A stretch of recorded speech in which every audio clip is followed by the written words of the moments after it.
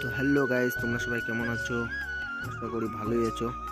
তো আজকে আমরা চলে এসেছি আই লাভ জয়গাঁও যে লেখাটা, তো এখানে সবাই আসে একদম ভুটান বর্ডারের পাশেই আই লাভ জয়গাঁও লেখা আছে। তো আমি এসেছি, আমার ভাগনা আসছে, আমার দিদি আসছে।